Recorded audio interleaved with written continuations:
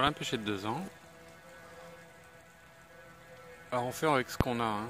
Là, sur ce pêcher, on a ici une charpentière qui a été abîmée. Donc elle n'existe plus. Il y a un chien qui l'a tuée.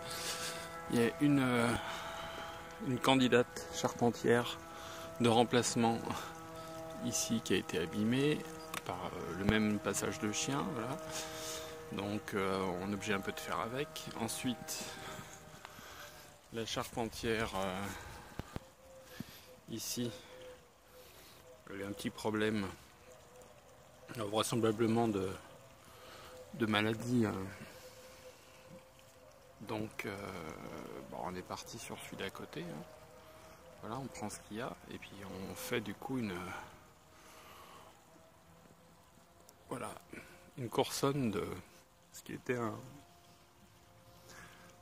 le bout de la charpentière avant. Alors qu'est-ce qu'on fait en taille comme ça?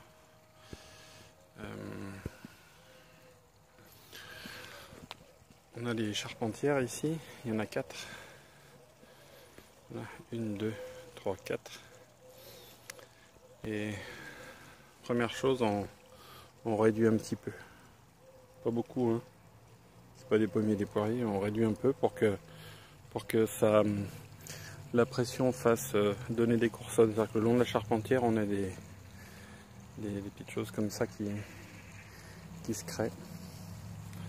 Voilà, on va essayer de tenter de les conserver. Voilà, s'il n'y a pas des chiens qui viennent les tuer ou des maladies.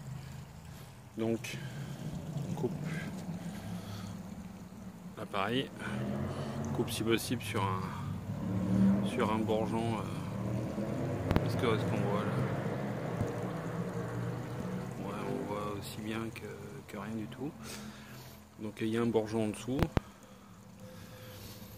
Entre les deux bourgeons à fleurs, c'est les bourgeons triples, hein, des fois les pêchers. Et on peut des fois voir le côté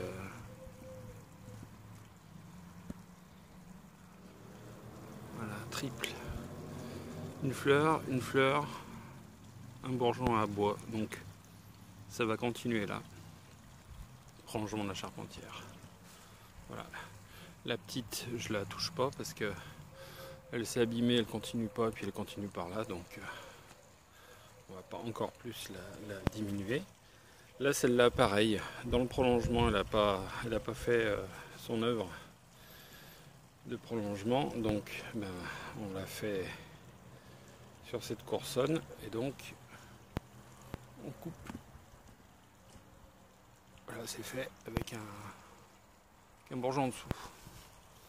Voilà, et ensuite, toutes les coursonnes de base, et comme celle-ci là, je l'ai coupée ici pour ne conserver que 5-6 yeux, y compris un bourgeon à fleurs. Là tous, on leur laisse 5-6 au moins. Voilà. Celui-ci aussi, là je l'ai coupé ici.